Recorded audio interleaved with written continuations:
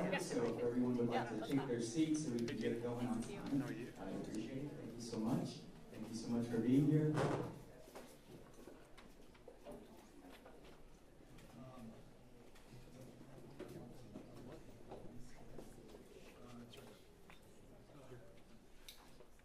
So, guys, the timekeeper is going to be sitting right here. This young lady in the high chair. A yellow card means 30 seconds, and a red card means wrap it up. Okay. Did you hear that, Rolando? Timekeeper right here.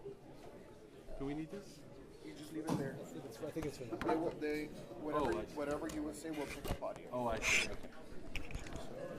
I'm sorry, go ahead. The yellow As card, much as you can. It could be right here. 30 seconds, red card, wrap it up.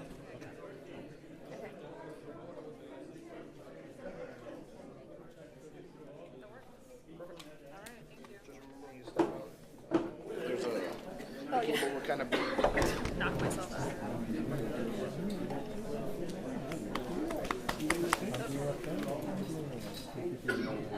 Oh, sure, absolutely. I'm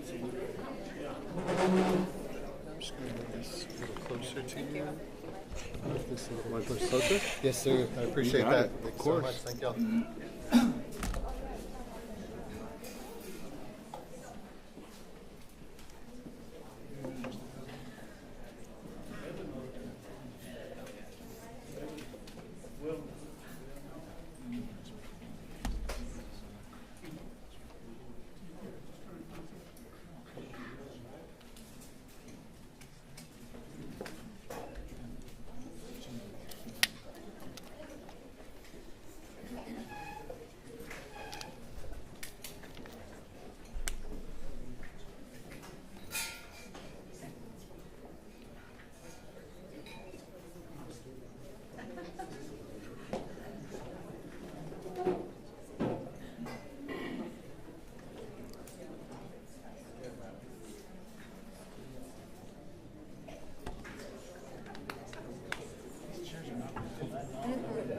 It's okay though. It's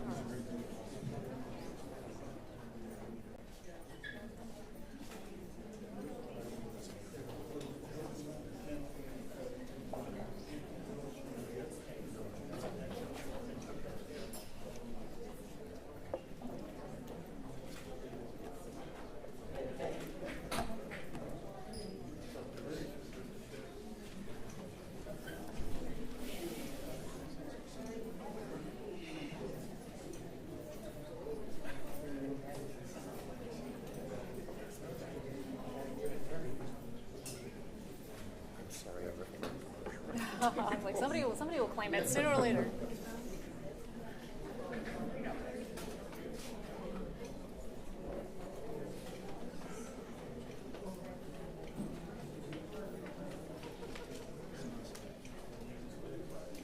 The president's going to make some remarks.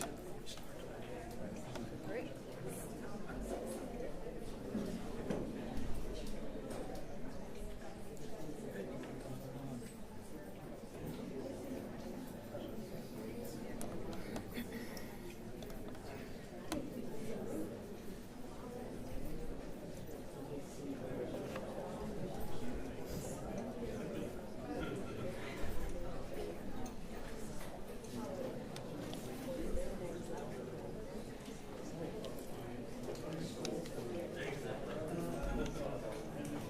Looks like there might be even one student here. You think? Right.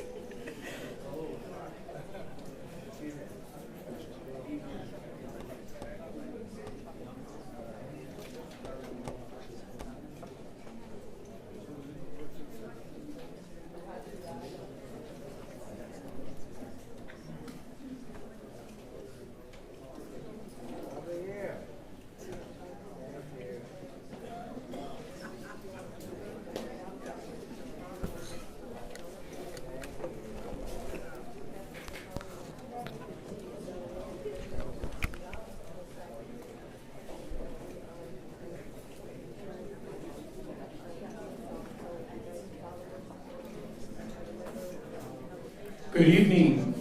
Good evening. I'm Dr. Francisco Solis, and I serve as interim president here at San Antonio College. So I want to welcome you to our campus.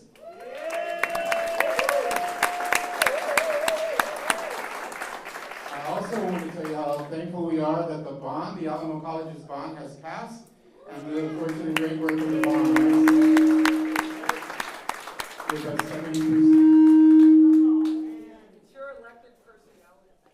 With a 70% approval rating from the voters, so thank you. I also would ask that you give a warm welcome to both of our candidates tonight. I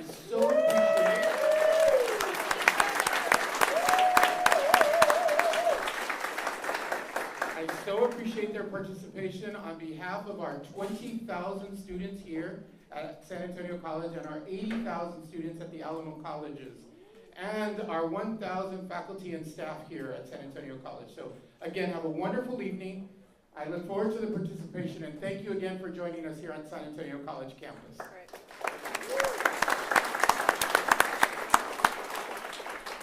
Thank you, Dr. Solis. Hello, everyone. My name is Dr. Charles Mazuka here from the Department of Public Policy and Service. Welcome, everyone, to tonight's event. Thank you so much for coming. We are so thankful for you to be here and really excited to be down to two candidates to spend a lot of time with us this evening so we can finally get some extended conversation going from 27 to 2. I'm thankful and really appreciative of them, so let's give them a round of applause, please.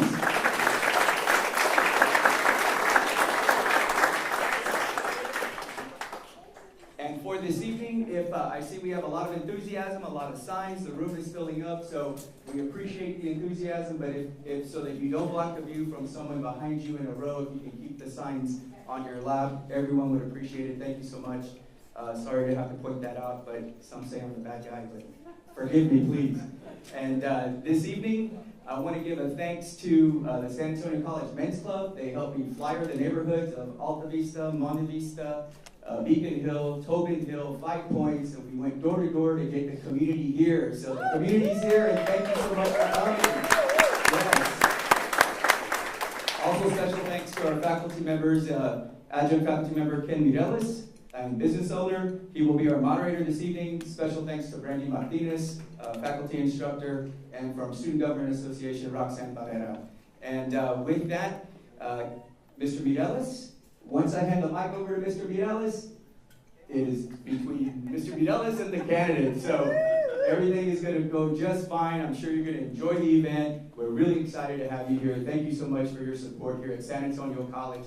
We're putting the community back in our community and our community college, and we're here to serve you. So thank you so much. Thank you all for being here. Again, I want to mention that this is being hosted by the San Antonio College Department of Public Policy and Service, so welcome. I want to congratulate both candidates for a very hard-won victory on Saturday, making the mayoral runoff. Congratulations. So on behalf of the students and the faculty here at this department, thank you for attending tonight. I know it's a big ask to have you come here. I believe this is the first mayoral runoff forum or debate of the election. So I think we should all be very grateful that the candidates agreed to attend. Tonight's format is simple. I have 10 questions. The first 2 questions, both candidates will have 2 minutes to respond. On subsequent questions, I'll ask one of the candidates a question. They will have 2 minutes to respond. The other candidate will have 1 minute to make their response. If need be, we will allow the original questioner to have another 1 minute response to that. So I hope that's simple enough. We try to make it simple, but we'll see how that goes. Following this, we will open up the floor to questions from students only. So if there are students in the audience, if you want to start formulating your questions right now, that would be great. We have to, because we're here in an institution that serves students, and so we want to make sure that they get their voice heard. All right, so let's just get right to it. The first question that are going to go for both candidates, although you have both held high-level government positions, neither of you have ever run for local office. What motivated you to make your first run for local office to run for mayor of San Antonio? And now that we're down to just 2 candidates, what sets you apart from your opponent? So, Ms. Ortiz, Sure. Yeah, this is already ready to go. Well, I want to echo my thanks to the college for hosting us, and thank you all for making time. I am a proud product of the Far West Side. Is that on? Is that working? Is that good? Yeah. I want to get some help on that. I'm a proud product. Yeah, thank you. Let me try that one. that better? Okay. Grew up on the far west side, went to John Jay High School. Proudly, though, and I think it's really important in these times, my family story starts with when my mom came to this very special country. My mom graduated from the #1 university in the Philippines. She came here as a domestic helper. She knew if she came to this country, even in that capacity, she was willing to work hard, the sky is the limit. That is the cloth that I am cut from. She raised my sister and I by herself. Special place in heaven for single moms. I think that place is probably open bar, as it should be. She reminded us that we were lucky, not smart, lucky to have been born in this very special country, and we'd have to give back. That's why I've been honored to dedicate my life to public service. As an intelligence officer in the Air Force, I'm a proud Iraq War veteran. I most recently served as the Undersecretary of the Air Force. It was an ROTC scholarship that took me from John Jay High School to Boston University. So I know the opportunities that I had to grow up healthy, get an education, serve our country, started right here in San Antonio. I'm actually a proud product myself of Alamo Community Colleges. I remember that macroeconomic class I took at Palo Alto that one summer. So I know how important it is that we support institutions like this and that we are being thoughtful not only about how we grow our city, but grow our city with everybody in mind. So again, I most recently served as the Undersecretary of the Air Force, managed 600,000 folks, managed a $173 billion budget. I look forward to bringing that service and leadership in service to our city. I've also, on my website, have been very transparent about the things I want to work on in the first 100 days. Because even if we had a different governor, different president, many of those challenges would still be there. So I think it's important we move our city forward with everybody in mind. I look forward to doing that.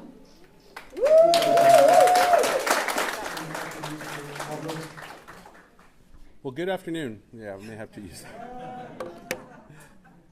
We'll share the microphone. How's that? Well, good afternoon. I'm so happy to be here. I want to thank ACCD and congratulate ACCD for its success. I also want to thank the other candidates that ran for mayor. They worked very hard. And let me tell you, it wasn't easy. 27 people. Sometimes we had 10, 15 people on stage, and we had 30 seconds to express what we wanted to express. So if any of them are here, I want to thank you for your service and for your attempt to get in there and help this community. And I can guarantee you, you'll have another chance to get in there under my administration so you can help us out. Look, I came to San Antonio in 1985. I was born in Mexico. I came here to this country because my parents brought us here for a better life. They wanted us to earn the education they didn't earn. I was born to two wonderful parents, devout Catholic. They were both dentists in Mexico, and they sacrificed everything to bring us to this country. And the one thing they asked us to do is to make sure we got an education. And I want to let you know I didn't let them down. I've earned 5 university degrees, and I studied here at SAC. I was here every summer, whether I wanted to or not, to participate in some of these classes here. But it wasn't easy because I had to work and study. I worked in restaurants. I washed dishes. I served my wife, Laura. We've been married for 30 years. We have a wonderful family. We have 4 remarkable children.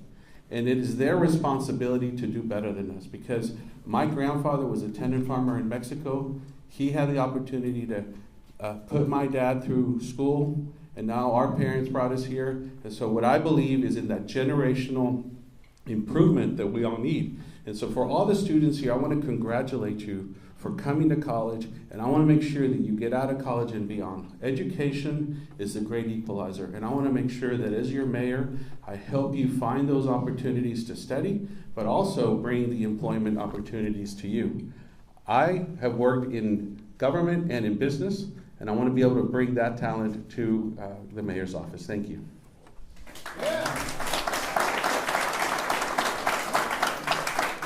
Well, if I give you all an extra minute, would you be willing to address why you chose to run for mayor in particular? And also address what sets you apart from your opponent? I can offer you at least another minute if you want to take it. Yeah, I'm running for mayor to make sure our city is well led. I've got the leadership experience, the management experience to do that. I think I've also got the lived experience to make sure that we are being considerate of every community in our district. We have one of the highest rates of poverty in the community, and so that's why on my 100-day plan, one of the very first things I want to do, hey, city staff, help me understand how many kids, how much talent are we leaving on the table as a result of not fully meeting the need of pre-K in our community? And then show me what the bill is, right? I would argue, if you tell me we've got more money for another publicly financed sports venue, then I know we have some money for some kids, right? This is an economic issue. I'm a proud product of all public education, but as we have a tax on education, both from the Department of Education and at the state level with this voucher scam that just passed, I think it's important that you know I'm a proud product of Title I schools. Title I schools. So I know it's the great equalizer, I know it's important for our economy, it's important for our democracy, and that's why I, as your mayor, would be focused on shoring up public education in any way that we can. It's no more, that's not our job. No. It is our job to make sure we are moving our city forward, and public education is part of that. Thank you very much.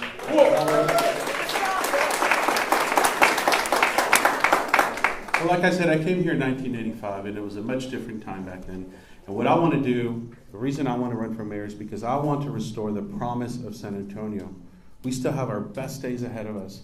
We just have to live towards that, and we have to make sure that we bring our kids up, that we protect our senior citizens.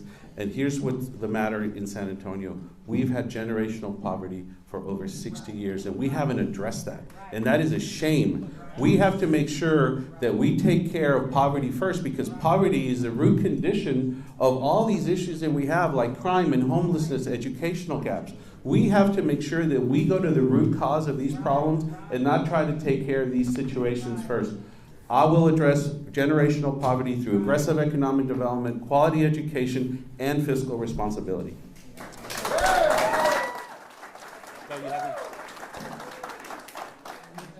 You've already somewhat addressed my second question, but I did want to ask it anyway because it has to do with your vision for what you envision for the city. If you're elected mayor, what would your vision be for our city at the end of your first term in office? What would you like to see, things that are not happening that you want to see happening? Mr. Pablos, why don't we start with you? I want fiscal responsibility. I want to know where our money's going. I want to know where taxpayers' money is being spent. Here's the problem. The problem is not a revenue problem. We have a spending problem in this city. We are focused on preferences and not priorities. We should be focused on basic services. Okay? We need to hire more police officers. We got to take care of our homeless. It's not fair that our senior citizens don't have air conditioning and we're giving them box fans. My goodness. But we're budgeting for bike lanes. We're budgeting for bike lanes. No, nothing wrong with bikes, but $8 billion for bike lanes is ridiculous. We have to make sure that we shift towards priorities and not preferences, and that's what I will do.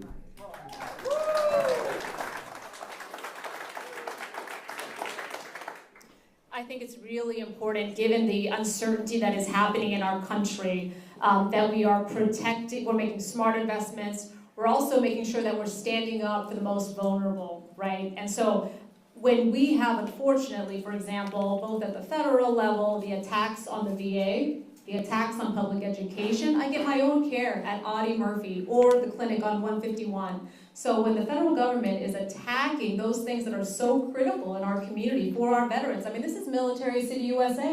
16% of us are either active duty or a veteran. I think it's really important that during these times we are standing up, we're making smart investments and calling out the ways in which some of these policies are making us weak, frankly. I think it's also important when we're talking, if you want to address poverty, you know what you do? You pay people a living wage. Right? You pay people a living wage. I'm very proud to be supported by a number of unions as we make and build our city. Let's make sure that we are cutting people in, right? Let's make sure we've got transparency around how this money is spent and that it's not enriching just a few in our community, but as many people as possible. I think it's also really important that when the federal government, for example, is attacking Social Security in our community, raise your hand if you are relying on Social Security right now, or you know somebody in your community that is.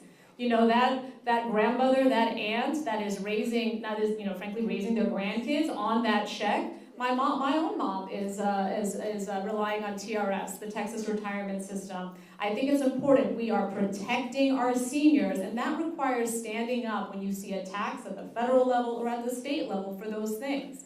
And I look forward to doing that. Again, also on my website, though, those things I want to work on in the first 100 days. How are we also in making sure that we're investing in the next generation? Those schools that are closed in SAISD, right, because they're defunded. How do we make sure we can transition some of those to pre-K for SA or childcare? How can we make sure we're best supporting our teachers? Those are all the things that we need to act on, not just talk about, but make sure we're taking the steps that actually make the change that our community deserves.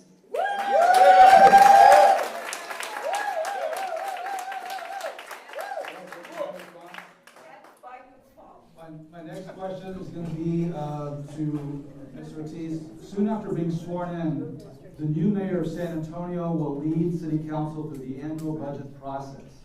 What will be your approach to the city budget, and what are your specific budget priorities, and how will you ensure all parts of our city benefit from your budget? I think a budget is always a document that reflects your values, just like in your own life. Show me what you spend your money on, and I will show you what you care about. I also have a lot of experience in managing a large budget. I managed a $173 billion budget as the Undersecretary of the Air Force, and was managing several budgets at the same time, right? Because we do that's a multi-year budget process. I think it's really important that we, informed by the staff's analysis, help us understand where do we have some uncertainty. At this point, the federal government has said some of that money that we were counting on is not going to come to our community. So we have to work with the county to understand, just because that money doesn't come to our community doesn't mean those needs go away in our community. So we have to understand, okay, who is going to be left out? How does this affect what we are able to invest in and pay for? And let's make sure we're doing what we know we need to do first and foremost, which is keep our communities safe. Right, we've got to make sure our first responders have what they need. I'm an Air Force veteran. I know the #1 job of any leader is to keep our communities safe and make sure that those folks have those resources. So I think it's important that we do that. I'll be honest with you, I'm thinking about that budget. I'm also thinking about that 2027 bond. Right? We have to be able to walk and chew gum at the same time. That's going to be a major investment in our community. So we should be thinking as well about what that 1.9, potentially $2 billion bond is going to look like, and make sure we're investing throughout our city on those things that are, again, in an economic environment that is uncertain, where you have a lot of folks that might be suffering. It's really important that we also work with our community stakeholders, our community nonprofit leaders, for example, that are addressing these things. They have the expertise, and we've got to make sure we're not being redundant, we're being efficient with our dollars, effective with our dollars, and we have the data. We have the data that shows, hey, this is where we're going to have a better rate of return if we invest here. And oh, by the way, this money has gone away. This is how it impacts this community, and this is how we as a city are going to try to meet the needs in our city.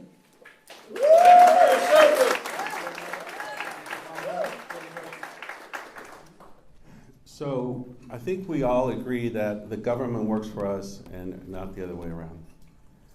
We have to make sure that we're focused on priorities and not preferences. Let me tell you what, the first thing I will fund is police and fire. They need every help we can get. We have to be a safe community, and for whatever reason, we haven't delivered on that. We continue to be a community that suffers from law enforcement lacks. I think that we need to focus on those priorities, and we need to deprioritize those issues, those pet projects that City Council has had as a priority this whole time. We have to make sure that we take care of our people. The mayor's job is to look out for the welfare of the people, not for pet projects. I will never take a knee to defund the police. I will tell you right now. We have to we have to back the blue and work with our men and women to make sure that they know and they understand that they're appreciated. Right now, there is a morale problem with the police department. People don't want to be police officers. Our academy is lacking in recruits. So we have to focus on those things that are extremely important. I also want to work with our prosecutors, make sure that we are not soft on crime. Because a lot of the problems we have today is because people know there are no consequences. We've had our cars broken into 5 times at our home, nothing happens. Okay? So we have to make sure we send a loud message. We go after stricter sentencing guidelines to make sure that people understand that if they commit a crime, there will be repercussions. And right now, they don't feel that. Okay? So the other issue right now is the issue of qualified immunity. Police officers don't want to engage because they fear that they're going to either get arrested or get sued. We can't have that for our police officers. We have to make sure that we also focus on prevention. We have to take care of our youth. We have to invest in after-school programs, keep them out of trouble. But if we don't go to the root cause, we'll never get there.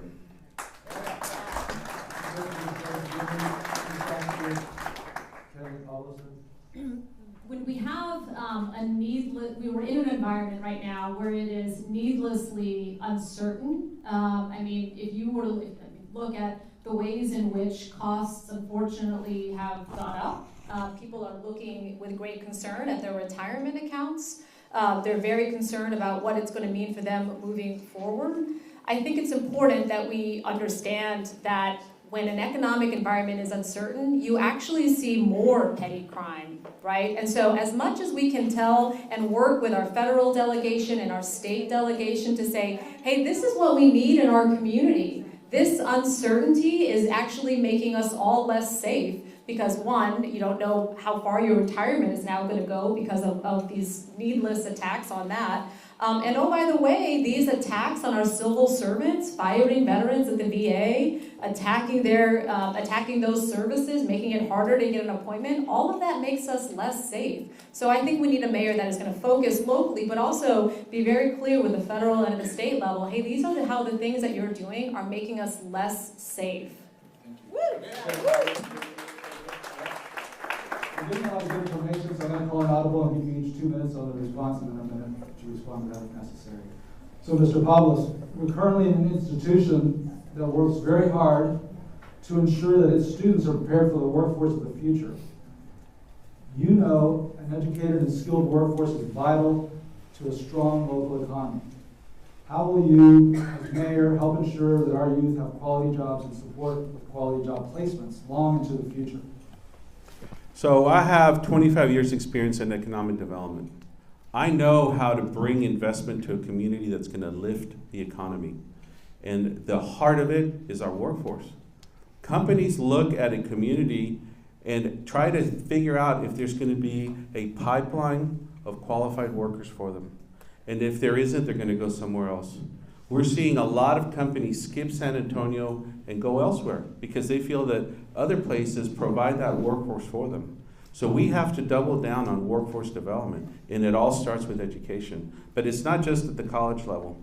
Pre-K through 12, we have to make sure that our kids and our parents are engaged, that our kids are actually graduating from high school, going into college, going into trade schools, and developing that educational pipeline that companies look for. Because see, when companies come here and they invest, they bring quality jobs. And those quality jobs create quality paychecks. And so I want to make sure that I work with ACCD to make sure that we continue to assist the students. I mean, there's free tuition out there, so there is no excuse for students not to study. We've got to make sure that our parents force them, and I'm talking about force them to go to school, not allow them to drop out, because that is the biggest problem we have right now is our educational attainment situation where our kids aren't graduating, and if they are graduating, they're going into low-wage jobs, low-skill jobs, which don't pay much.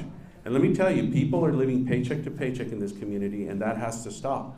And so the only way to do it is through aggressive economic development.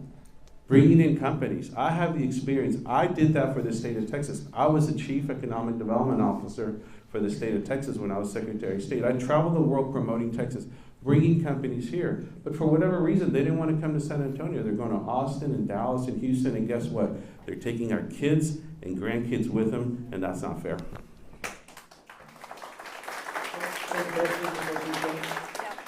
You know what hurts our pipeline of talent, whether pipeline of talent to the military, pipeline of talent to college, pipeline of talent into the trades? Attacks on our public education system.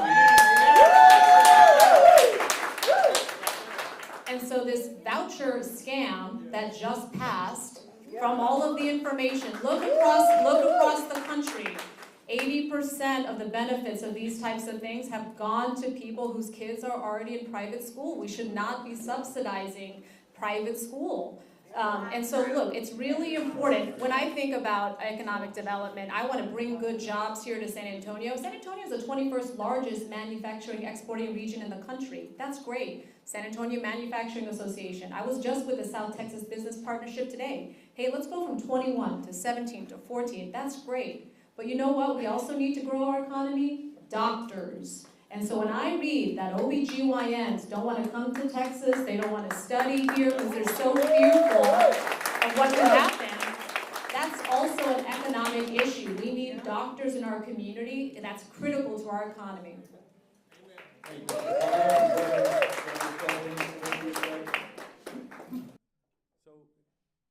in order to have doctors in the community, we need to be able to bring companies that are going to create jobs. We need to be able to bring that investment that is going to allow us to educate our doctors, but we also have to make sure they stay here and not go anywhere else. Because that's what's happening is we're educating. We have more students here, more college students in Austin. But guess what? They're leaving because they don't find those jobs that should be available for them. And so the number one focus of eradicating poverty is aggressive economic development, and that is based on workforce development. Dr. Menardez, I want to say, look, when you read these articles about why OBGYNs don't want to come to Texas, they're not saying it's because there aren't enough corporations. Okay, they're saying it's because I am fearful that I'm not going to be able to practice medicine the way that their oath requires them to practice it. Okay, what have we seen in our community as a result of these abortion bans? Increased sepsis in our community, right? A real increase as well in people that are almost losing their fertility, being brought to the brink of death. Those are healthcare issues. Those are economic issues. Those are public safety issues, right? So as a leader, we've got to speak truth to power about these things that not only make us less safe, but also hurt our economy. And you know what also is important when we think about bringing corporations here? Making sure that we are a community that is welcoming of everybody. I myself am a member of the LGBTQ community, and so when we have laws that show that we don't respect everybody in our community, that makes us less competitive to bring those corporations. We also, at the Department of the Air Force, we always looked at, hey, how welcoming is that community going to be? Because we want our airmen and our guardians to be happy and their families to be happy. Corporations are looking at the same factors. So it's not just, bringing a company here. You've got to look at all the things that are impacting their desire to come here, and it's all of that. Amen.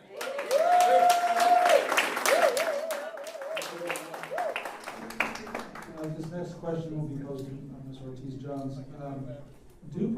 Both of you, of course, but first to Ms. Ortiz-Jones. Due primarily to several instances of ethical violations by several former and current members of City Council, San Antonio voters last year approved a new ethics review board, as we both know, and related measures. These were meant to ensure accountability of our elected officials. So the question is, what does ethics in government mean to you, and how will you apply that to yourself as mayor and your colleagues on the council? Public service is a high calling, and I, to this day, am guided by the core values that I learned in the Air Force. Integrity first, service before self, excellence in all we do, right? I think it's really important, because look, at the end of the day, transparency leads to accountability, and accountability leads to trust, right? Folks have to trust that folks that are elected are going to have their back. Which is why on my first 100 days, one of the things I really want to make sure we have a better understanding of is more information around Project Marble. I'm very concerned that a potential multi-billion-dollar project was under wraps for over a year and a half due to non-disclosure agreements. Okay, look, taxpayers should not be last to know and first to pay. That's not how this works. So we need to make sure, hey, let's understand. I worked in the intelligence community. I know there's a way in which you can protect information, but also make sure that those that need to have the information have it. So I was very concerned to hear when some elected said, hey, I didn't know anything about that. Because if the elected doesn't know, then that means the people don't know. And because, look, people have Google, right? They remember, especially on these publicly financed sports venues, they remember the promise around the Alamo Dome. Hey, let's use public money. Let's build the Alamo Dome. That'll make us competitive for an NFL team. The Browns are cool. That is not an NFL team, right? Nelson Wolff, what did he say? Hey, the deal that he negotiated was in exchange for public money to build the AT&T Center. We were supposed to get 20% of Spurs revenue. He said, ask me how much we got over 20 years. 0.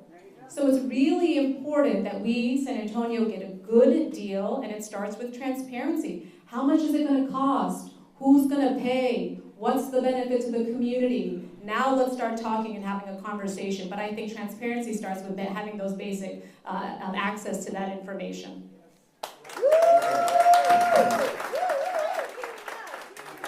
What was the question, please? The question is about ethics, and what would you do, what does ethics mean to you, ethics in government mean to you, and how will you apply that to yourself and to your colleagues on the city council if you're in office?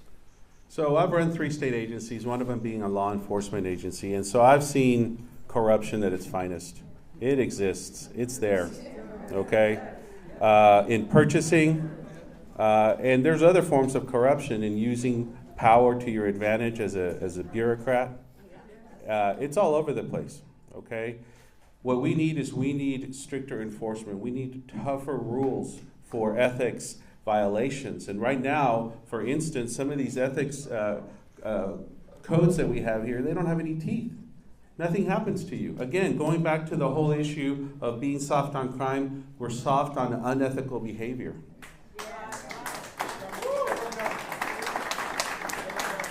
We need transparency, not only in purchasing, in contracting in the city, but we also need transparency in how power is abused, because abuse of power is also a form of corruption. And you see it everywhere. You see it not only at the city level, but also at the state and federal level. So we have to make sure that as leaders, we lead by example. And that's why I've always asked, take a look at our background. Run a background check on us. Make sure you understand who we are as your leaders. Because look, 15,000 employees at the city have to fill out job applications. They have to go through background checks. And you don't ask that of us. So we have to ask that of our leaders. We remember George Soros, or George, what's his name, Santos, right? George Santos proved to us that you can run for office and nobody check up on you. So I urge you, look at our backgrounds, understand who we are, check and cross-reference what we're saying about who we are, because that is where it starts. We have to lead by example. And look, my life is an open book. I'm purely transparent, and so I invite you to take a look at me so that you can all make sure that I can lead by example. Thank you.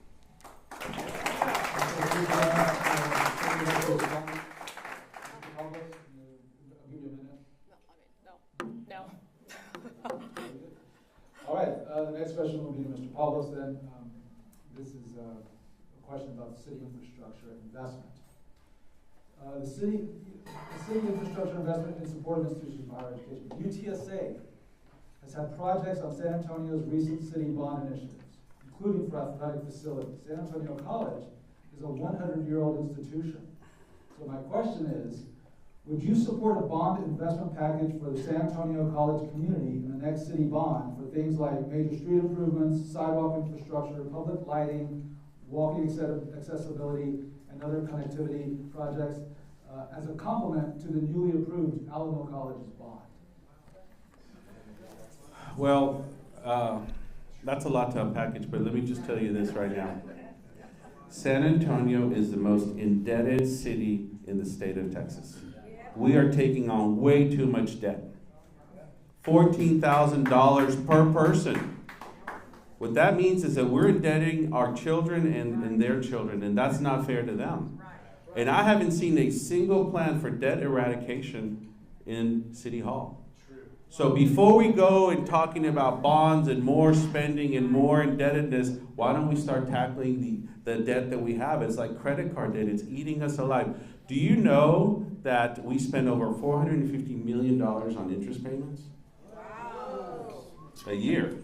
That means that all the revenue we take from CPS Energy, we just hand it over to the bondholders. We do have a tremendous need for infrastructure, and we certainly don't want more rate increases at SAWS and CPS. I'm a former public utility commissioner. I understand about utilities, and I can go in there and I can help fix the situation both at SAWS, at CPS Energy, so that we can make sure that our infrastructure is in place. But we cannot go out there and just get into debt or even ask our children and grandchildren to pay for it. We have to cut costs, we have to look at efficiencies before we start getting into debt.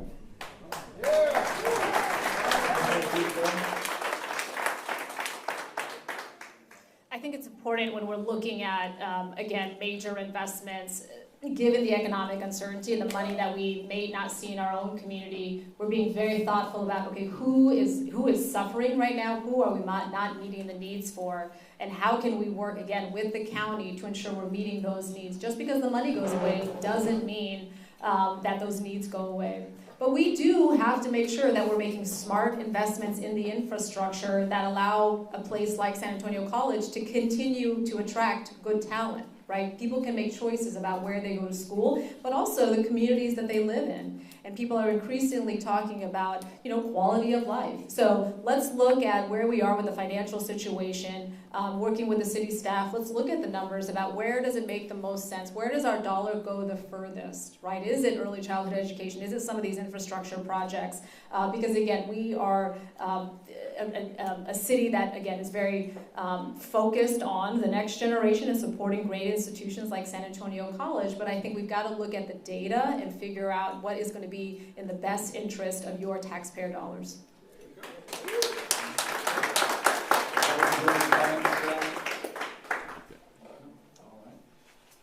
Very good. The next question will go to Ms. Ortiz-Jones then. Urban growth, you've kind of already addressed this a little. Urban growth and development are very much in the news due to the proposed Project Marvel. How do you plan on balancing the needs of residents and businesses in the impacted areas with the need for growth and development of the city and our urban core? Well, again, as I shared, I think we need some pretty basic information. How much is it going to cost? Who is going to pay? And what is the benefit to the community? Again, in light of how these have traditionally gone, but also in light of the needs in our own community, right? I mean, is there a world in which something like Project Marvel that is potentially uses public dollars, could that generational investment help us address our generational inequities? Is there a way in which that could help us fund our pre-K for SA program from now to eternity?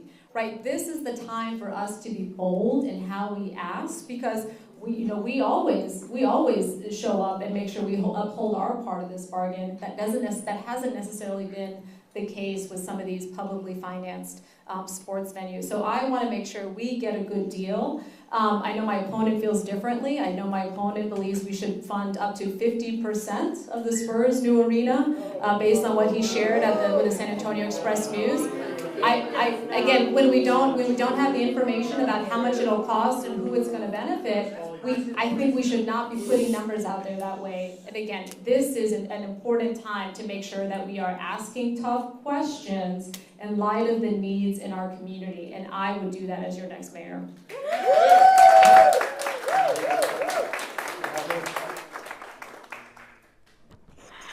So the reason people don't like to run for office is because of the lies that are being thrown at them.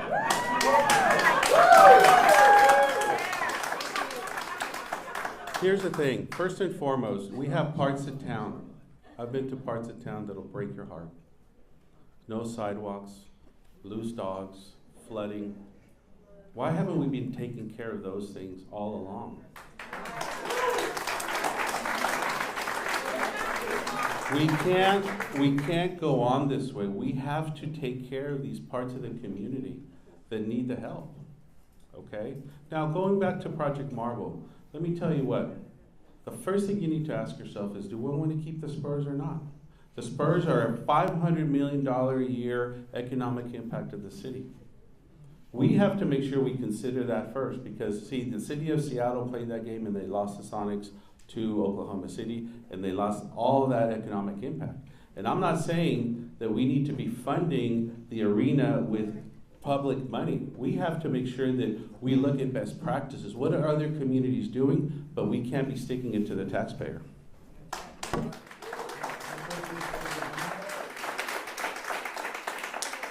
So this is a questionnaire that the San Antonio Express News put out, and his answer to that question is very clear, and I would encourage you to go look that up for yourself. So let me ask you, did you answer that questionnaire? I didn't answer it. You know why? No, hey.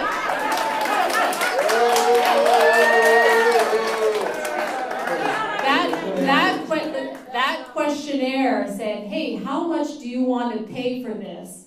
Well, what are we getting? So I said, I'm not going to answer that question if I don't have all the data, right? So, because look, if I give you $1 and you give me $45 back, that's a great deal. But if I give you $1 and you give me 75 cents back, that's a terrible deal.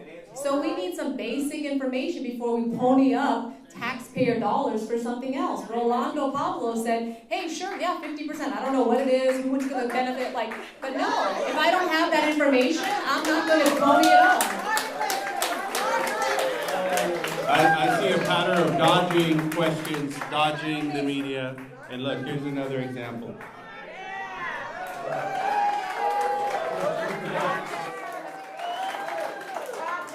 Rolando, how did you answer that questionnaire? What percentage? Tell them. Well, first and foremost, we have to address the issue of you not answering the period. So here we go. I'm happy to answer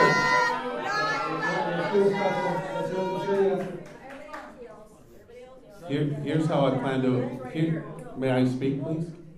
May I speak? Let's be courteous. Thank you. We don't know anything about this project because we've been kept in the dark. We don't know anything. Everything's been done behind closed doors, okay, under non-disclosure agreements. So no one can tell you what this project's even going to look like. What I'm saying here is we need to take a look at best practices in other cities. How have they done it, okay? But here's the thing. I brought billions of dollars of private investment to the state of Texas, and I will do that here. And I have said this.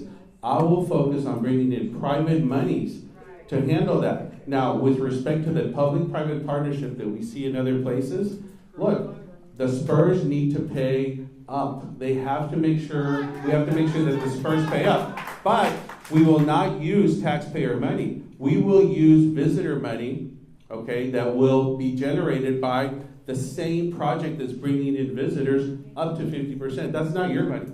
And that's not taxpayer money, and that's my answer. But, by the way, I answered the questionnaire in its entirety. There are other questions in there that were also asked that weren't addressed by my competitor here. We'll close this down. It's good dialogue, so I know I go a little bit. Go ahead.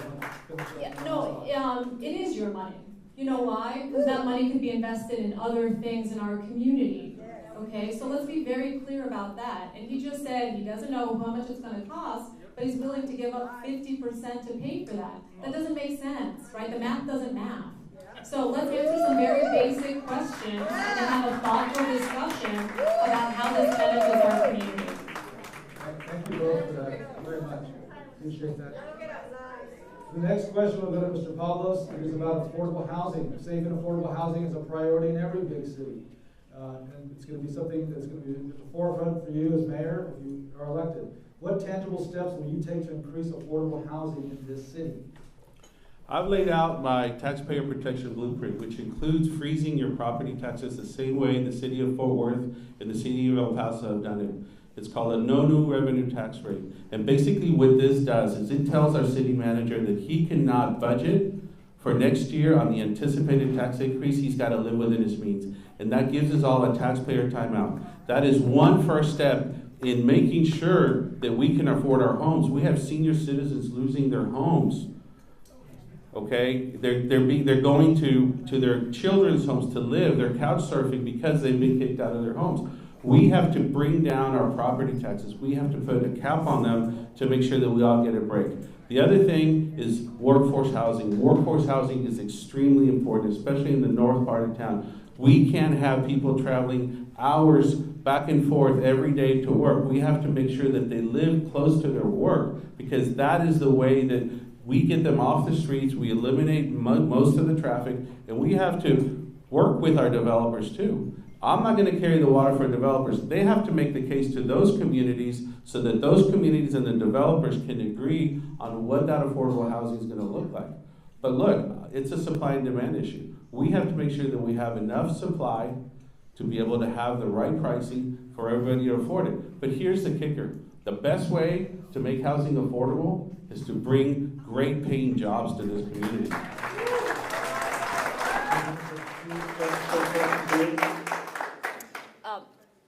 housing affordability, affordable housing is very personal to me.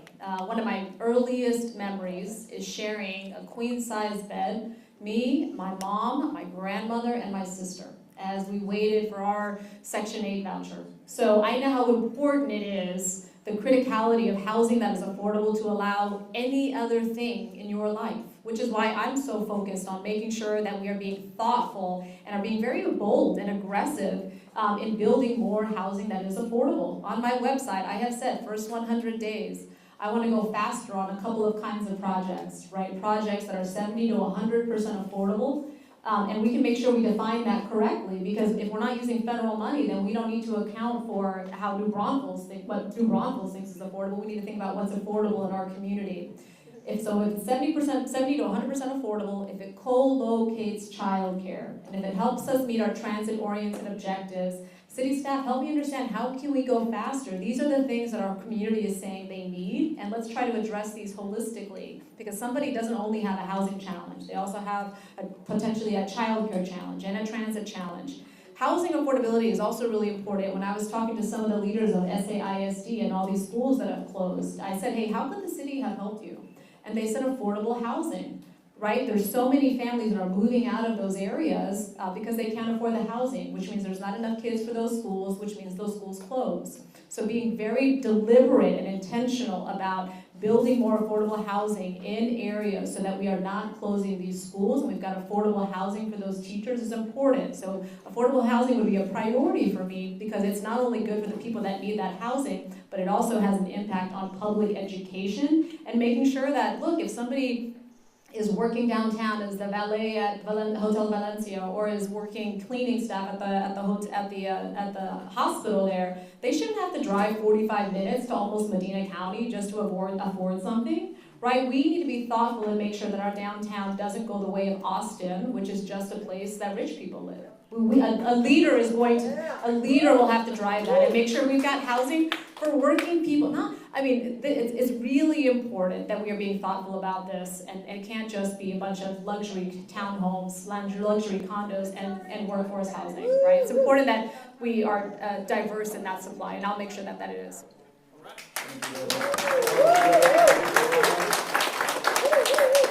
Very good. This issue is maybe not the biggest issue in the world, but it's certainly a problem here in San Antonio, and it has to do with animal control. As you know, our city has a problem with dangerous dog attacks. What is your unique approach to addressing the dangerous dog problem in San Antonio?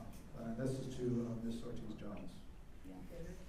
As I've talked with neighborhood associations, as well as kind of people all throughout our city, there is concern that ACS is not sufficiently meeting the need in our community, and unfortunately we're reading too many stories about people being attacked. I think it's important. I know we have a new director at ACS, and I know that person is working very hard to institute some changes to make sure that people feel safe in their neighborhoods.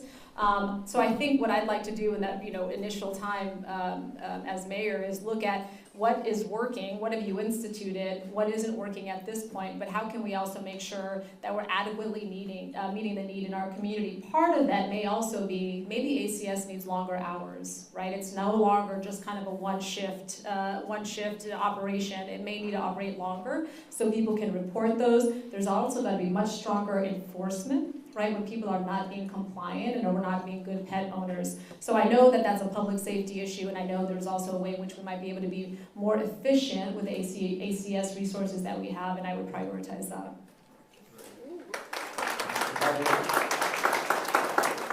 I think the first thing we need to address is the compassion for these pets. We have to make sure that we're not putting so many pets down every year, because that's what's happening.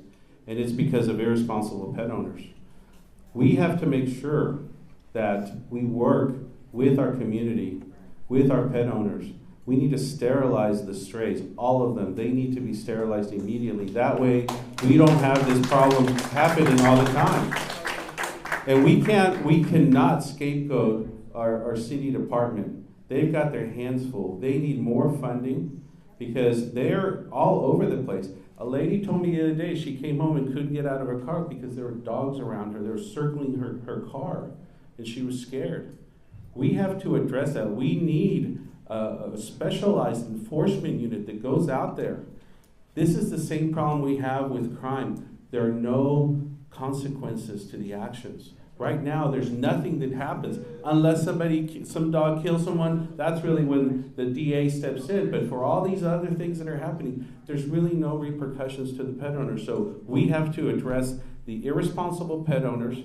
We have to have a dangerous dog task force that goes out and addresses them. And then when you have all these stray dogs, there's hot spots of these stray dogs. We have to be able to go out there. And then we have to put a time clock on addressing the calls, because right now those calls do not go addressed. 311 is not addressing them, and nobody goes out there and checks it out. So we got to put at least a 72-hour time clock on a shot clock on this issue, because otherwise we're going to continue to perpetuate the problem. It's incredible that we haven't been able to find a solution for this. It's not that hard.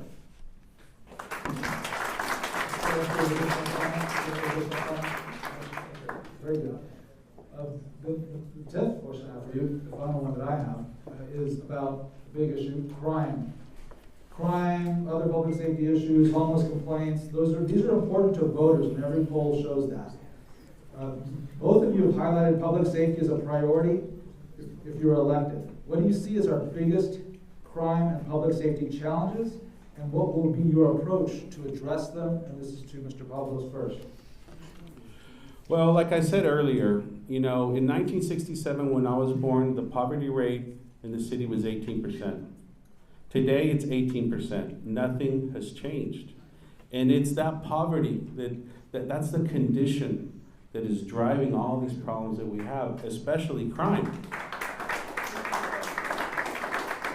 So you can't have anybody tell you that they're going to go address crime and homelessness and all these problems that we have, public health, without having a plan to first address poverty once and for all. I can't imagine why we haven't been able to address this problem effectively. We live in a city with over 300,000 people living in poverty, and half of them are children. Do we really want that legacy? So why haven't we done anything about it? I am committed to tackling the poverty problem, because once we do that, all those other things are going to be alleviated. Maybe not overnight, but if we don't even start, how do we expect to tackle those things? And with respect to crime, we lost 4 tourists downtown last summer, killed. Okay, 18,000 cars were stolen last year, with only 150 arrests. So there are so many issues, there's so many problems. I want to go into that police department. I want to get in there and analyze why is it that we haven't been able to deliver. And I would hate to think that it's on purpose. I'm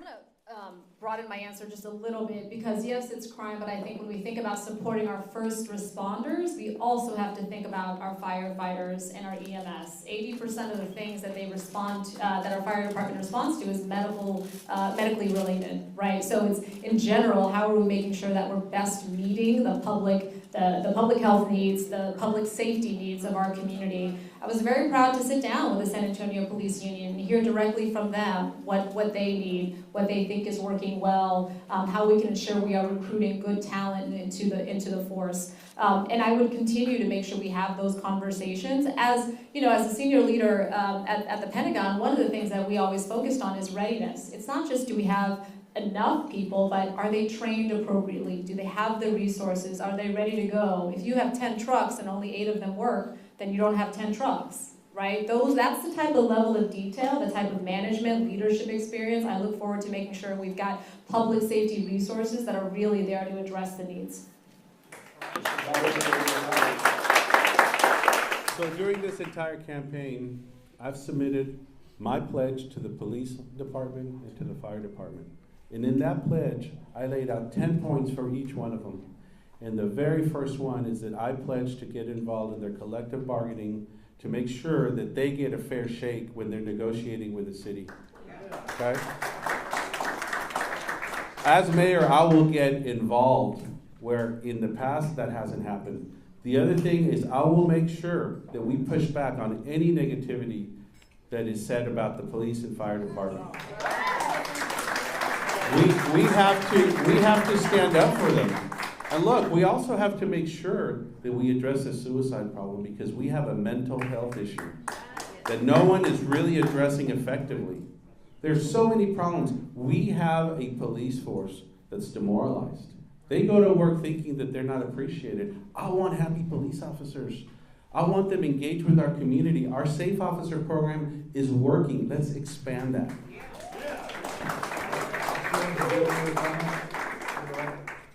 Great. Well, those are the questions I have. We did get some questions online from some students here at San Antonio College. And the two questions, some of them we've already covered, but two of them are related to economic development and growth. And the first one I'm asking Ms. Ortiz-Jones is, the student asked, DFW Metro has 24 Fortune 500 companies. Houston has 22. San Antonio has 2. What is your plan to make this city competitive with other large metros in the state, and where does Project Marvel fit into that plan?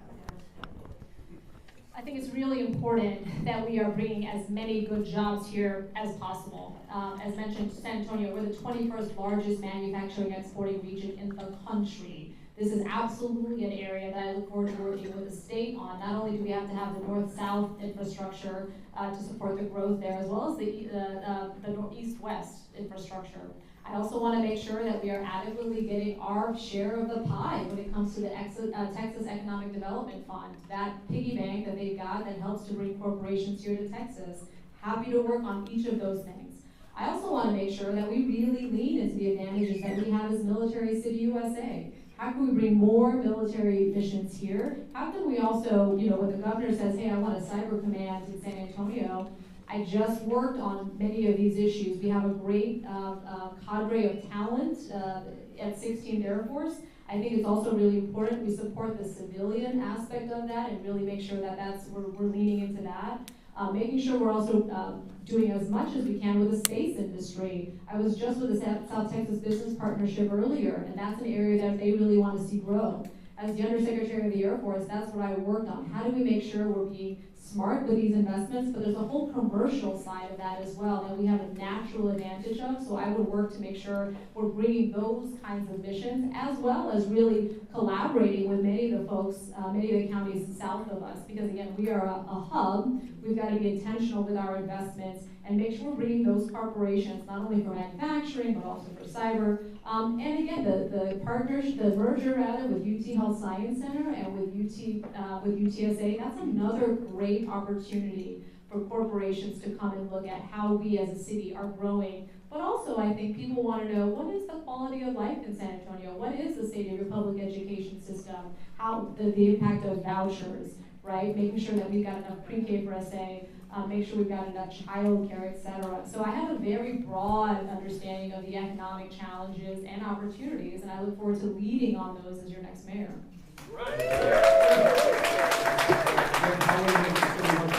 Well, it's one thing to have a broad understanding, it's another thing to actually have done it. I've done this for 25 years. As Secretary of State, I brought in 15 Fortune 500 headquarters to Texas. That is a lot of investment coming in this country. I travel the world bringing investment here, and I will do it for San Antonio. It's not that hard. We have to make sure that you have a mayor that is out there selling San Antonio the same way I used to sell Texas. And look, I travel all over the world. And let me tell you, when I told them I was from San Antonio, they knew one thing about us, and that was the San Antonio Spurs. Okay? We have to make sure that we are recognized as a world leader. We have the opportunity to be on the global stage. We just haven't taken it. And we have forgotten about Mexico. Mexico will become a global power. They are our #1 trade partner, and we're allowing Austin, Dallas, and Houston to take that from us. We're losing that. I have the experience. I can bring investment here. Economic development is extremely important because that is what brings those quality jobs. That is what's going to help us expand the tax base so we can share the tax burden with new companies that are going to come here and buy buildings, and their employees are going to buy homes and go to H-E-B and buy groceries. All those things are important. Right now, we're going the different direction. We're losing companies. We lost New Star. Okay? Whataburger's lease is up next year. We keep going backwards. And like I said earlier, when companies look at San Antonio, for whatever reason, they're not selecting us. They're going to Austin, Dallas, Houston, even Corpus and El Paso. We can't have that. And what you need is you need a mayor with experience, someone who's actually done it, and that is me.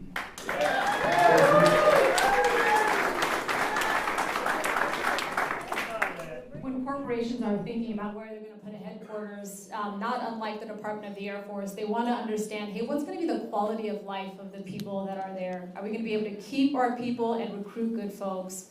One of the things that Rolando hasn't talked about that he did as Secretary of State is when Trump did the voting commission.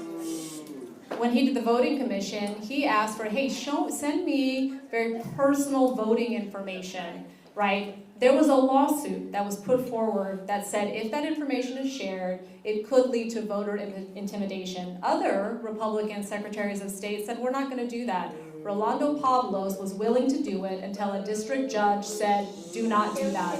So let's be very clear about what it takes to keep our community and our city safe. Yes, we need businesses to come here, but businesses are not going to come here if they don't think that their folks are going to be able to engage in voting, for example, or have somebody that is willing to bend the knee for Greg Abbott at every turn.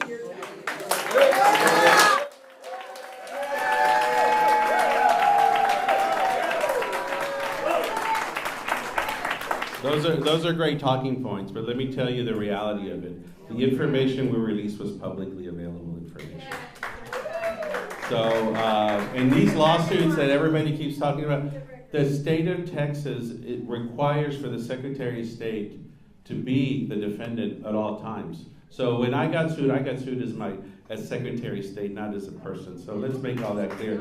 And I don't know what that has to do with economic development. Let me tell you this much. It was a good opportunity to swipe that in. But look, let me tell you what. This is exactly why good people don't run for office, is because of the lies. Okay? And look, I've lived through this. Desperate attacks don't work.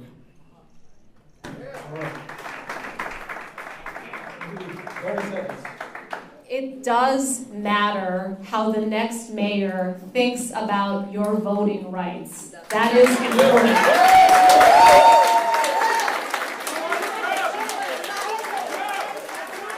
And I think a good indicator of what you will do is what you have done. If it was okay, then you wouldn't have needed the lawsuit, the need for that. So I think let's be very clear. Let's not fool ourselves, right, about what is at stake in our community. I want to see if there's any students in the audience who would like to come forward and ask some questions. Yes, sir. We got one in the back. Can we get a mic back there, please? We're running very efficiently on time, so we appreciate the candidates bearing with us and being so efficient in their answers. Thank you. I guess I could just say from here, because hello, my name is Tony Guerrero. I'm 5 years old. I'm a non-traditional student here at St. Antonio College. I'm visually impaired, legally blind. I'm saying perspective, y'all both brought up the issue about safety for the community, specifically as a pedestrian. Almost 4 years ago, I was hit by a car, and I was grateful that they admitted that they were a distracted driver. Specifically off Ashby and Howard, there are no sidewalks, so the police did take that in the report. But I want to address the issue about the crosswalks, specifically on McCullough down the street, on Dewey, and also on Woodline. As a pedestrian, when you punch the button, it gives you 10 seconds to cross. The situation is when, as a pedestrian, you're crossing, the cars on the opposite side start to try to take an automatic right turn while I have the right to cross. I contacted 311 years ago. It just seemed like it was one of those being sent everywhere, and it was just like, who does this issue need to be addressed to? And they said, well, this is we got to get hold of city council. So with a new fresh start, I just want to know, as y'all both brought up the safety and concern for the community as a pedestrian, would this be something y'all would look into for the infrastructure, as y'all both mentioned about the safety for the community?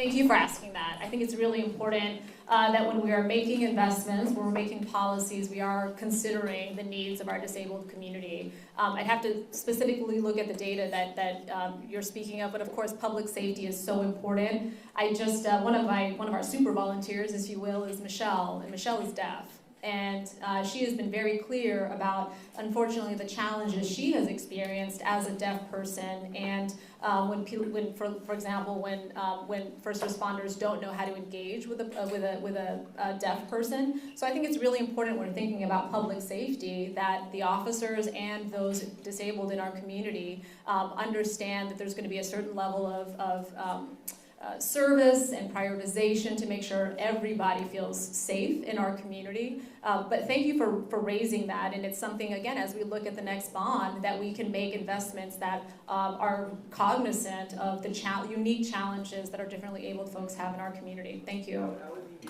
willing to volunteer, no pun intended, as my point of view, like if somebody was to say, what is it like to punch if y'all have maybe one of your campaign parties go and experience themselves, how it is when you try to cross. Let's let Mr. Pablos have a chance to address this.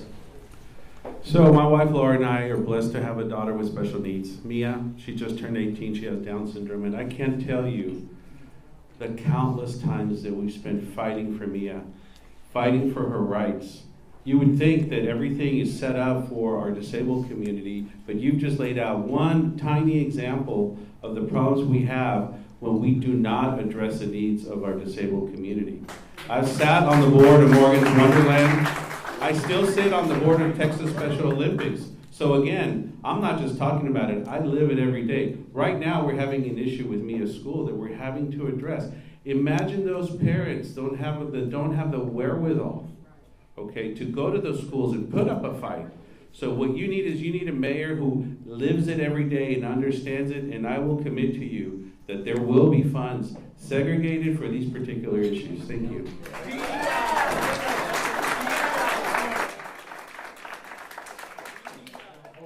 Yeah, I respect the lived experience. My own mother taught at Harlandale High School, 25 years, kids with special needs. It's not just about having the experience, it's about having the courage to call folks out when they are making it harder in our community. So, for example, at the federal level, when they're defunding Department of Education, right? All of those things that are so important, providing oversight in our community, when you're defunding public education, even at the state level. There's a lot of kids that are not lucky enough to call their dad the Secretary of State, and they need those resources in that school, right? So we've got to support those folks. I would be a mayor that is very vocal at the federal level and the state level about how we can support all kids, all kids. Over there has another student has a question. Okay, we got a student over here. You can go ahead and state your name and let us know what your question is.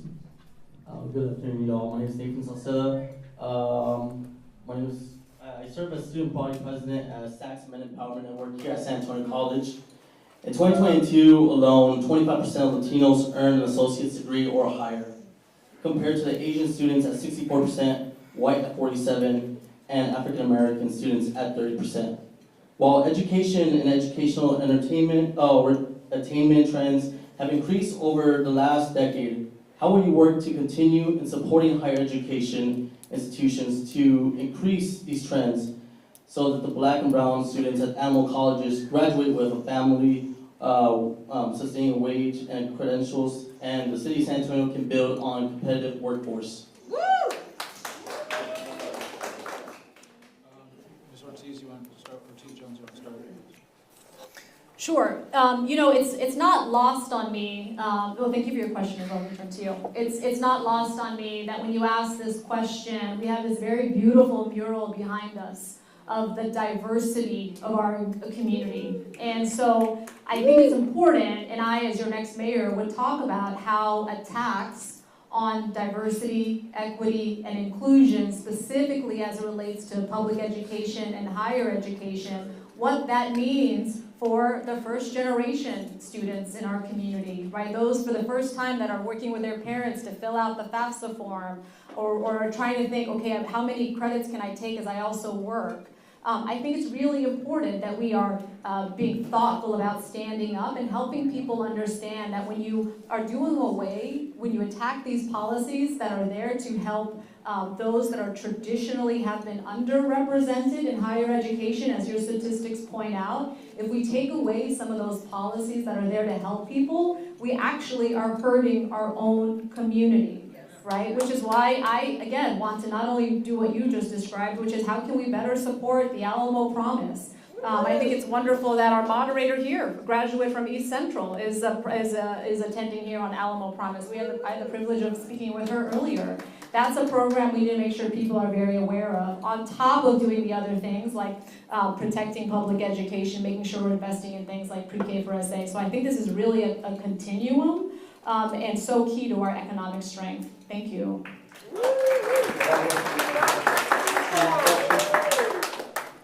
I think as a leader, you have to lead by example. And so I know what it's like to have to work and study. I know what it's like for families to have to decide whether their children should work or go to school.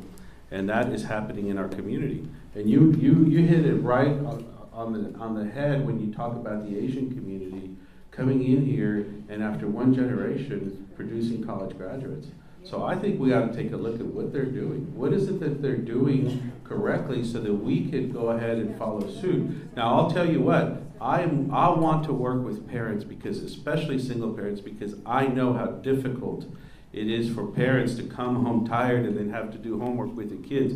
We have to make sure that we address that issue. We got to go to the root of the problem. And right now, it's not our teachers that we have to scapegoat. My wife is a public school teacher. I know the trouble that she has to go through every day. But the parents have to get involved. But I also understand sometimes they can't. So we want to be able to help those parents get involved, make sure that their kids have everything that they need, and then also that the parents have everything they need to understand the process. My parents didn't speak English, so they weren't able to get involved. I had to make it up as I go. So I've also experienced that situation where my parents couldn't get involved. They couldn't help me with my homework. So we have to be able to help those kids in those situations, and I think that's the way that we begin to get out of that rut.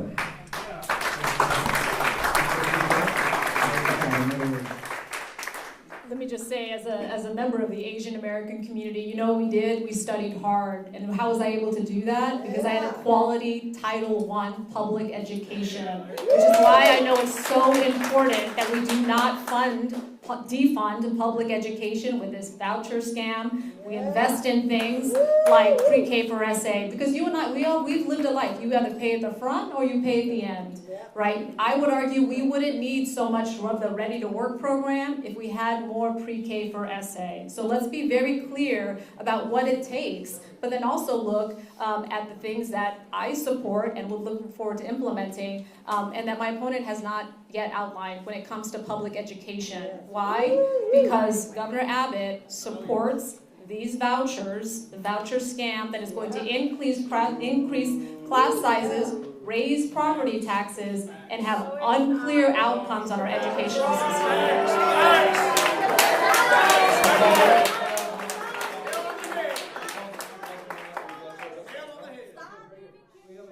A student wants to ask a question. All right, thank you very much. Public transportation is vital for equitable access to jobs, education, and healthcare. What is your plan to improve and expand on public transportation in our city, especially for underserved neighborhoods? Mr. Pablos, want to start? So for economic development, public transportation is extremely important. We have to make sure that we get people from point A to point B. We have to make sure that we can help people get to work, get to school. And right now in San Antonio, we have a situation where we might not be doing it the right way. So I want to make sure that we provide the public transportation that is needed in the method that it's required. Because a lot of times you see these buses that are empty going back and forth, and I ask myself, is that really the most efficient way of doing it? You know, I know that we've gone to more of a model like we see, you know, in other communities with these rapid transit lanes that we have. Well, we're gonna give that a try. Let's see if it works, right? And I don't know that it will. You know, especially we're seeing that they're taking land, they're crowding lanes.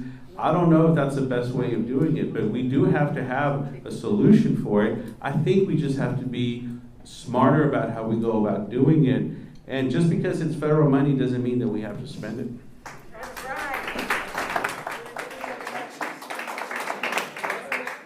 When I think of public transportation, I also think, oh, here we go. Thanks. When I think of public transportation, I think about, again, our ability to be competitive in bringing and keeping talent here. Because folks can go to other places where public transit is an actual option, right? And you don't have to have a car. You're going to have voting right? You're going to have other things. So we have to think about public transit as something that is people actually want to take. Right now, what I hear is that it's too frequent. It's too infrequent, excuse me, and it's not convenient. But if we're serious about addressing the congestion in our community, if we're serious also about addressing the emissions challenge, I mean, one of the main reasons our kids in Texas miss school is asthma, then we've got to be thinking about how can we use everything to address these challenges and help people have an affordable, safe, reliable way to get to work. I think it's also really important that we're thinking about public transit in terms of figuratively and literally connecting communities that we know where that demand is going to grow. So for example, I was just on the south side earlier, and the Brooks, the huge complex there, we've got to make sure we're thinking about public transit and connecting large communities like that. So that is an option that they always think about. It's not something that folks are just never considering because it's inconvenient. Any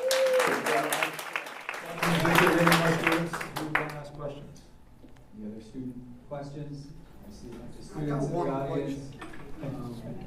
Here we go. We're just going to take students. Only the young could talk, okay, not the older people.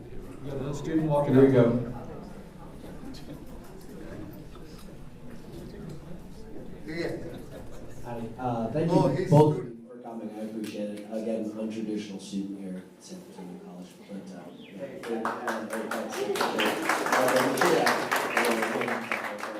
so since you briefly mentioned vouchers, since it's a reality that we're all going to have to navigate, how would either of you ensure San Antonio operates optimally in that voucher environment? Ms. Ortiz, Jones, you want to start? I think it's really important that we are understanding how this is impacting our community in real time. And when our school leaders, all of the superintendents are talking about the impacts of that, we, I think as a city, have to really look at the data and say, okay, this is what it looks like 6 months after it's been implemented, 12 months after it's been implemented. If this continues, what is this going to look like in 5 years? What is this going to look like in 15 years? And I think having been, again, somebody that has thought about long-term challenges, but also opportunities in our community, that's how we have to understand the consequences. The other thing, though, is that we can look at how this has been implemented in other states and what it has done to those communities, so we can try to prevent some of those things as best able. Unfortunately, the reality is very clear, and the data shows very clearly in other states where the vouchers have been implemented, that 80% of the benefits of that have gone to families where those kids were already in private school, right? So they just got a tax credit, a credit there. We have also seen the consequences of that. They have shown us you have larger classroom sizes. I mean, Northside ISD, they've already talked about increasing the child-student ratio to teachers. That's very, I mean, that is a challenge to recruit teachers, to keep the teachers that we've got. I think it's really important. We also understand Texas has a unique role when it comes to public education in our country. 1 in 10 kids in this country lives in Texas. So if we do not get our public education system right, it is in fact a national security issue. And I saw this firsthand as the undersecretary, where we were dealing, unfortunately, with a recruiting crisis, as well as folks not being academically prepared. It is a state.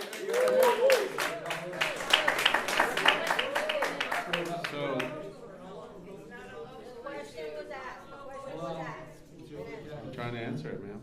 San Antonio, primero. I guess you don't hear people So- yelling just this way. Please be respectful of the candidate's time. So, this whole voucher system fight that is going on is focused on allowing parents to select where their kids will go to school, but the devil is in the details. Well, how is that going to work? You know, if a single mother on the south side wants to send their child to the north side, how are they going to get that child there? How are they going to participate in after-school activities? I haven't seen that, so I still have a lot of questions about it. I do believe the competition is good, and I also believe that we need to fix our public school system. We have to look at results. Okay? Now, is this the silver bullet? Well, we'll see. We'll find out. But here's the issue, is that if parents aren't allowed to select where they send their kids to school, then they're going to be forced to send them to an underperforming school. Right? Now, this whole issue about guiding financially the school, there's a bill going through the state legislature right now that's going to fund the school. So, you know, don't believe when you're told that the schools are going to be defunded. Let's take a look at that bill and let's analyze it. I am completely opposed to defunding the schools. But I do believe that competition is good and the parents should have a choice.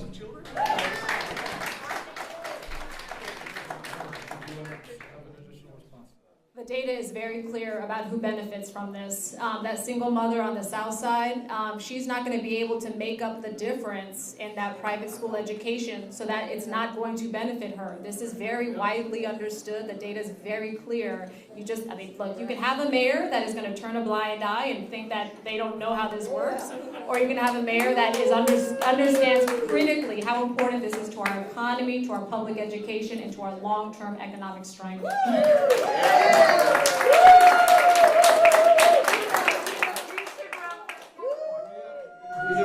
Let's get one final question from a student, if you will. My name is Jacques Miller. I just want to know which candidate is on God's team and which candidate is on the other team.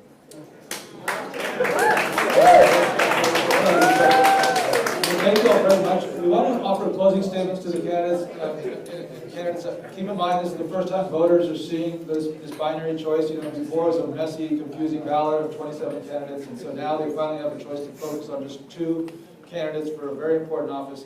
So as you make your remarks, speak to the people here, of course, and those that are watching online as well, including many students who are watching online. So, Ms. Ortiz-Jones, why don't we start with a closing statement after 3 minutes, if we can, for yourself. Great. Well, my thanks again to San Antonio College for hosting us. Thank you all for making time. Thank you, voters, for tuning in and making sure that our city is well led. I think when we're thinking about the direction of our city, you really want to make sure that your mayor is ready, has a plan, and as importantly in these times, has the courage to fight for San Antonio, what is in the best interest of our city, and is not going to be, frankly, more beholden to what Governor Abbott wants than is better for the city, right?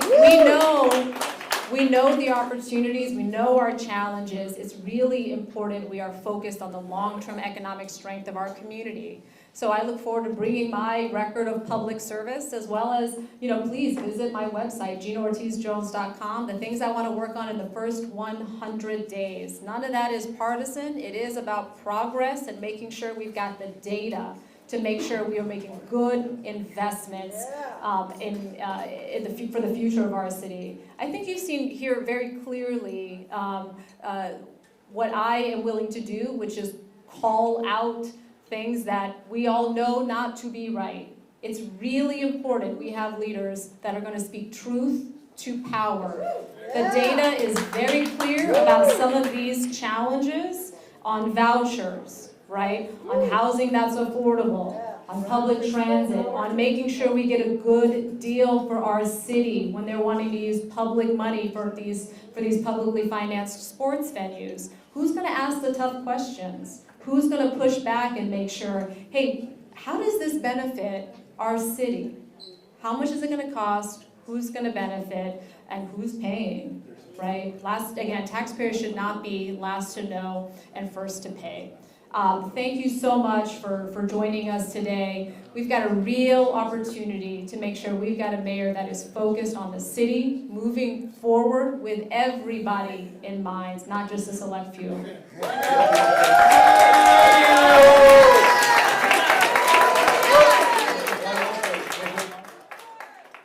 Well, thank you again. I'm honored to be here. Look, ever since the beginning of my campaign, I've always talked about unity. Our city is divided. We have 10 districts. We're balkanized. We have 17 school districts. We are split. And what I have consistently talked about is finally coming together to check our ideology and our partisanship at the door. We can't be speaking in terms of us versus them, and that's really what has always happened. Attacks, vilifying people. What about just focusing on what truly matters, which is the welfare of our people, making sure that our people are first, not partisanship, not ideology, but let's come together, and I will do that. I will commit, and I have done so already, to bring our city council together, to bring this community together. We're a beautiful community, but we're divided along partisan lines, along ideological lines, like we've heard tonight. We can't do that. We have to come together, because the more we do this, the further we fall into this hellhole. Thank you both very much. Let's give Rolando a applause for both candidates. Thank you for joining us tonight.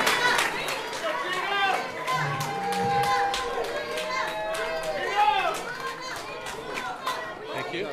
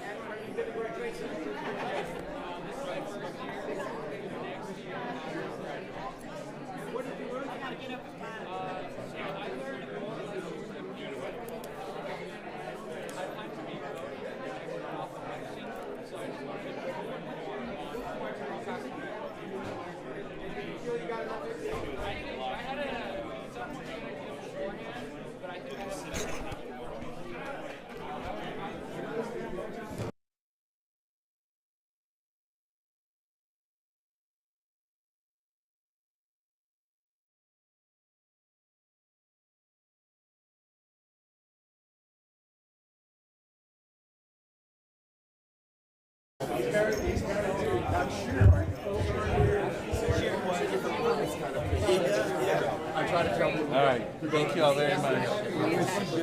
Thank you. My pleasure. Thank you. Thank you. You take care, okay? We'll see you. You hold me to it, because I will forget. So don't make me forget, okay?